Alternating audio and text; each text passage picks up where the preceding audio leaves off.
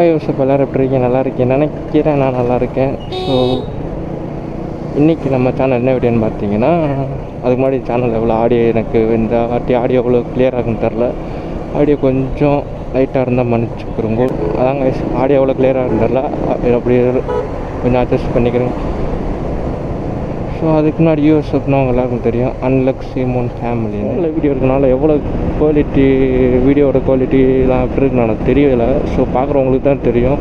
So அதனால் video quality எதுவும் improvement பண்ணணுமான்னு சொல்லுங்கள். நம்ம என்ன தான் கோப்ரோ செட்டப்பில் உங்களுக்கு நான் வீடியோ எடுத்தாலுமே எப்படி சொல்கிறது, என் ஃபோனில் எடுக்கிறதுனால உங்களுக்கு லெஃப்ட் சைடு உங்களுக்கு அதிகமாக ஸ்பேஸ் இருக்கிற மாதிரி இருக்கும் ரோடை தாண்டி.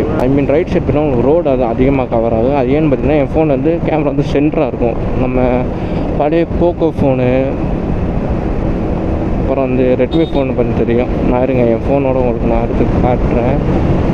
உங்களுக்கு என் ஃபோன் சைடு போட்டு விட்றேன். ஸோ எனக்கு சென்டராக இருக்கும், நடுவில் கேமரா நீட்டமாக கொடுத்துருப்பாங்க. அது ஒரு ரீசனு.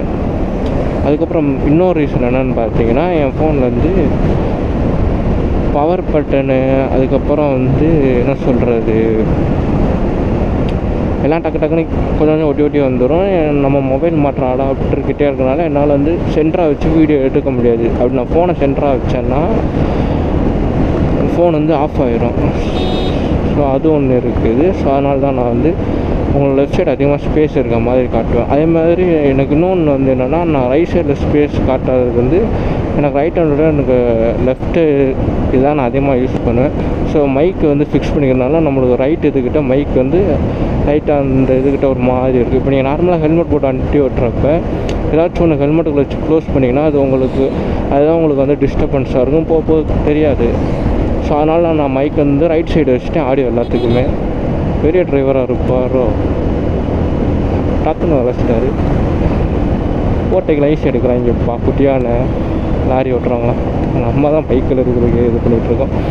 ஸோ கட் அடிக்கிறது. அதுக்கப்புறம் ஸோ அதனால் நான் லெஃப்ட் சைடு அதிகமாக உங்களுக்கு ஸ்பேஸ் விட்ருப்பேன். ஏன்னா எனக்கு ரைட் சைடோட லெஃப்ட் சைடு தான் நான் அதிகமாக யூஸ் பண்ணுறதுனால எனக்கு அங்கிட்ட டிஸ்டர்பன்ஸ் இருக்கிறதா டக்குன்னு பார்க்குறதுனால மைக்கை நான் ரைட் சைடு கொடுக்குறதுனால மைக்கோட இதுவும் எனக்கு ரைட் சைடு தான். அதாவது ஆடியோ ஜாக் என் ஃபோனில் மேலே இருக்கும், ரைட் சைடு பார்த்து அப்படியே. இப்போ நான் ஃபோனை திருப்பி வச்சுருக்கனால ரைட் சைடு தான் இருக்கும். ஸோ அது எல்லாம் ரீசன் சேர்ந்தனால தான் உங்களுக்கு லெஃப்ட் சைடு அதிகமாக ஸ்பேஸ் இருக்க மாதிரி, ரைட் சைடு உங்களுக்கு ஸ்பேஸ் கம்மியாக இருக்கிற மாதிரி இருக்குது.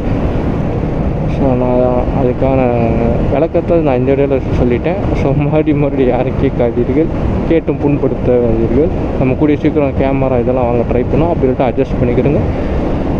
வேறு எதுவும் நல்ல ஃபோன் இதே மாதிரி கேமராவில் இருக்குதான்னு பார்த்து கரெக்டாக சென்டராக ஃபிக்ஸ் ஆகிற மாதிரி பார்த்தாங்க.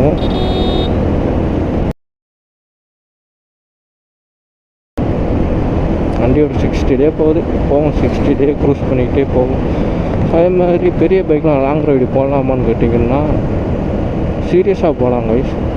பெரிய பைக் மட்டும் இல்லை, நீங்கள் சின்ன பைக்குன்னு லாங் ரைடு ஈஸியாக பண்ணலாம். பட் என்னென்னா பெரிய பைக்கும் சின்ன பைக்கு என்ன டிஃப்ரெண்ட்னா, பெரிய பைக்கில் உங்களுக்கு என்ன தான் ஏர் கூல்டு தான், ஆயில் கூல்டு இருக்கும், அதே மாதிரி லிக்விட் கூல்டு இருக்கும். நம்ம என்எஸ் எம்டி R15 உங்களுக்கு லிக்விட் கூல்டு இருக்கும். இப்போ அண்ணன் பைக்கில் ஏர் கூல்டு தான். ஸோ ரன்னிங்கில் அது கூல் ஆகும். அதே மாதிரி என்னென்னா சின்ன சிசினால் இதில் மொத்தம் 4 கியர்லேயுமே பார்த்தீங்கன்னா இது நான் 60 க்ரூஸ் பண்ணுறேன்னா அது 4வது கியர். ஆனால் டாப் கியர்லேயே போட்டு நான் 60 க்ரூஸ் பண்ணுறேன். இந்த வண்டியோட டாப் எண்டு 90 போகுன்னு வச்சுக்கிறோம், 90 ஸோ 60 இதுக்கு ஒரு க்ரூசிங் ஸ்பீடுனா நான் அந்த 60 மெயின்டைன் பண்ணுறப்போ இன்ஜின் அதிகமாக ஸ்ட்ரெஸ் ஆகும், ஹீட் ஆகும். 60 மெயின்டைன் பண்ணுறதுனால அவ்வளோ ஆகாது. அப்போது நீங்கள் ஒரு ரொம்ப லாங்காக போகிறீங்க, இல்லை நேரம் ஆயிடுச்சுன்னா வச்சு ஒரு 70-80 நீங்கள் ஓட்டிகிட்டு போகிறீங்கன்னா இன்ஜின் ரொம்ப ஸ்ட்ரெஸ் ஆகும். இப்படி பைக்லாம் சின்ன பைக்கில் அதுக்கேற்ற மாதிரி நீங்கள் ரெஸ்ட்டு விட்டுட்டு ரெஸ்ட்டாக ரொம்ப நேரம் ஒரு 10 நிமிஷம் 5 நிமிஷம் டீ குடிக்க போகிறீங்க, அதில் வண்டி கூலாக போகுது, திருப்பி எடுத்து ஓட்ட போகிறீங்க. அவ்வளோதான் சின்ன பைக் ஓட்டுறீங்கன்னா. அதே பெரிய பைக்குனால் உங்களுக்கு லிக்விட் கூல்டு ஆயில் கூல்டு இருக்காண்டி இல்லைன்னா அந்த பிரச்சனை கிடையாது. நீங்கள் நிப்பாட்டாமல் ஸ்ட்ரைட்டாக நீங்கள் உங்கள் இதை பார்த்து அப்படியே போய்கிட்டே இருக்க வேண்டியது தான். அது ஒன்று பெரிய பைக்கில் இருக்கிற plus point. Liquid cooled oil cooled இருக்கிறது, ஏர் கூல்டில் உள்ளது இது ஒரு பிரச்சனை. அதேமாதிரி நிறையா பேர் யோசிப்பேன், அப்போ ராயல் என்ஃபீல்டு இதெல்லாம் ஏர் கூல்டு தான் இருக்குதுன்னு கேட்டிங்கன்னா, ஒரு சில பைக்கில் இருக்குதுன்னு கேட்டிங்கன்னா ஓகே. பட் அது சிசி கூட, இன்ஜின் பெரிய இன்ஜின், இது சிசி கம்மி, இன்ஜினு சைஸும் கம்மி, அதே மாதிரி டார்க்கு பவர் எல்லாம் கம்மி. ஸோ அதோட இதுக்கு ஏற்றாப்புல தான் நம்ம இது பண்ணணும்.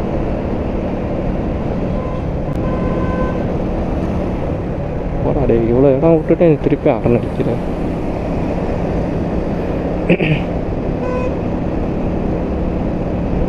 பரவாயில்ல, இன்றைக்கி வெயில் கொஞ்சம் கம்மியாக இருக்குது. நேரத்தோடு கிளம்புனனால இல்லாட்டா வெயிலில் பிச்சு எடுத்துகிறோம், சங்கட்டமாக போயிடும். ஓவர் வெயிலாக இருக்குது கைஸ். இங்கேயே சென்னையிலலாம் இருக்கவங்க எப்படி இருக்காங்களோ பாவம். அதுக்கப்புறம் லாங் ட்ரைவ் பண்ணுறது எனக்கு வந்து சின்ன பைக்கிலோட நான் ஓகேன்னு சொல்லுவேன். பட் ஸ்கூட்டியில் பண்ணுறதுலாம் ரொம்ப பாவம் கைஸ். நான் ஏற்கனவே ஒரு வாட்டி அப்பா ஸ்கூட்டியை வந்து ஆர்டி ஆஃபீஸுக்கு பேர் மற்ற போயிருந்தேன். பின்னாடி தான் உட்காந்துட்டு போயிட்டுருந்தேன். கொஞ்ச நேரம் ஓட்டிகிட்டு போனேன். சத்தியமாக வந்து ஒப்பவே இல்லை கைஸ் ஸ்கூட்டியில் எனக்கு. அதுலேருந்து நான் ஸ்கூட்டியை வெறுக்க ஆரம்பிச்சிட்டேன். பின்னாடி ஃபுல்லாக எனக்கு சரியான பேக் பெயின். பின்னாடி உட்காந்துருக்கனால குண்டுக்குடியில் ப்ரைவேட்டரில் வரப்போ ஃபுல் எஃபெக்ட் நம்ம மேலே விழுகுது. அப்புறம் ஓட்டுறப்பே வந்து எப்படி சொல்கிறது, எனக்கு கை நீளம் கைஸ். நான் கொஞ்சம் ஹைட்டாக இருக்கிற பையனால் எனக்கு வந்து இப்போ பைக் ஓட்டுறப்ப எனக்கு அவ்வளோ ஹேண்ட் வந்து எனக்கு அவ்வளோ வலிக்காது, பெயின் ஆகாது. பட் எனக்கு ஸ்கூட்டி ஓட்டுறப்ப எனக்கு ரொம்ப பெயின் ஆகும். அது எதனால எனக்கு தெரியல. அதனால எனக்கு ஸ்கூட்டி எனக்கு பிடிக்கவே பிடிக்காது. ஷோல்டர்லாம் எனக்கு எரிய ஆரம்பிச்சிடும் ஸ்கூட்டி ஓட்டுறேன்னா. இப்போ நான் பைக் 1 மணி நேரம் அரை மணி நேரம் ஓட்டினதுக்கப்புறம் எனக்கு வலிக்கிற கை வலி எனக்கு ஸ்கூட்டி ஓட்டுற 2 நிமிஷத்தில் எனக்கு வலிக்க ஆரம்பிச்சிடும். அது எதனாலன்னு எனக்கு தெரில. அதனால எனக்கு ஸ்கூட்டி வந்து சுத்தமாக எனக்கு பிடிக்காமல் எனக்கு போயிடுச்சு. ஆனால் நிறையா வீடியோ நான் பார்த்தேன், ஸ்கூட்டியில் நிறையா பேர் லடாக்லாம் போயிருக்காங்க. அதுக்கப்புறம் நிறையா ஸ்டேட்டுக்கு போய்ட்டு பண்ணியிருக்காங்க, ரொம்ப லாங் ட்ரைவ்லாம் பண்ணியிருக்காங்க. அவங்களாம் இந்த இடத்துல ஒரு சல்யூட் சொல்லணும் கைஸ். சீரியஸாகவே எப்படி தான் ஸ்கூட்டியில் அவ்வளோ தூரம் பண்ணுறாங்களோ. அதெல்லாம் அவங்க வீடியோலாம் பார்த்து எனக்கு சத்தியமாக கண்ணெலாம் எனக்கு கலங்கிடுச்சு கைஸ். ஓப்பனாக சொல்ல போனேன். ஏன்னா எனக்கு ஸ்கூட்டி ஓட்டுறப்ப எனக்கு அவ்வளோ பெயினாக இருந்துச்சு. நான் ஒரு வாட்டி போயிட்டு வந்ததுக்கு எனக்கு வந்து ஸ்கூட்டி வந்து எனக்கு இனிமேல் ஸ்கூட்டி நான் ஸ்கூட்டி ஓட்ட மாட்டேன் கைஸ். நான் ஓப்பனாக சொல்கிறேன். என் பசங்கள்கிட்ட என் ஃப்ரெண்ட்ஸு எல்லாருக்குமே தெரியும் நான் வந்து ஸ்கூட்டி ஓட்டவே மாட்டேன். பைக்கு மட்டும்தான். என்ன பைக்குனா கொடுங்க ஓட்டுறதுக்கு. ஆனால் ஸ்கூட்டி ஓட்டவே மாட்டேன். ரொம்ப ரேராக தான் ஸ்கூட்டி தொடுவேன். எனக்கு அப்படி இருக்கிறப்ப நான் அவங்க அவ்வளோ இது பண்ணுறப்ப எனக்கு ஒரு மாதிரி கண்ணெலாம் கலங்க ஆரம்பிச்சிருச்சு. இந்த பஸ்ஸில் அழகழகாக பிள்ளைய போகுது. ஆனால் பின்னாடி எங்கள் அப்பா உட்காந்துருக்காங்க. இதுக்கு தான் என் ஃப்ரெண்ட்ஸ் வரணுங்கிறது. நேரம் ஜாலியாக ஃபன் பண்ணிகிட்டே போயிருக்கலாம். பஸ்ஸு ஓரங்கட்டுது. ஸோ அதான் கைஸ் போட்டு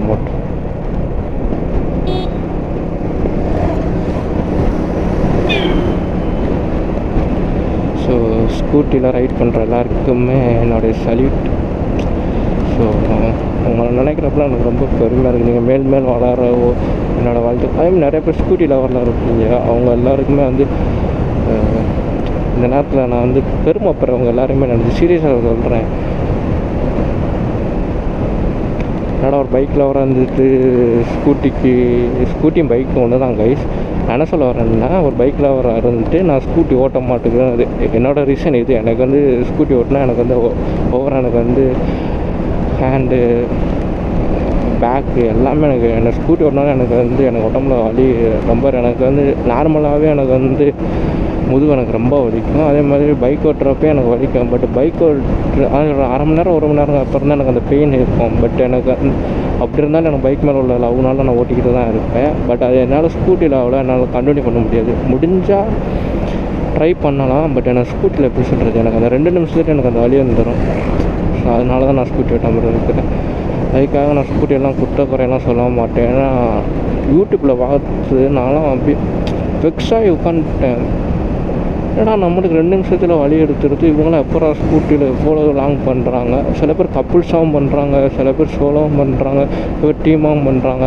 அப்புறம் இந்த பிள்ளைங்க ஒரு டியோ ஸ்கூட்டி, அப்புறம் டிவிஎஸில் ஒரு ஸ்கூட்டி கைஸ், அது பேர் எனக்கு டக்குன்னு மறந்துடுச்சு. ஸோ அதனால் வச்சு செம்மையாக ஃபன் பண்ணுறாங்க, கட்டெல்லாம் அடிக்கிறானுங்க, சும்மா வெறித்தனமாக ஓட்டிக்கிட்டு இருக்காங்க. நம்ம தான் ஒரு நம்மளுக்கு பயிற்சி தேவைன்னு நினைக்கிறேன் ஸ்கூட்டி ஓட்டுறதுக்கு.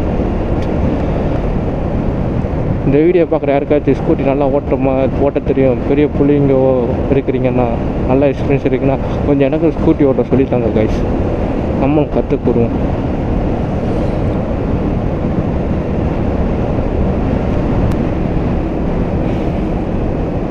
நம்ம அக்காட்ட ஸ்கூட்டி ஓட்ட சொல்லி கற்றுக்கலாம் அக்காட்ட.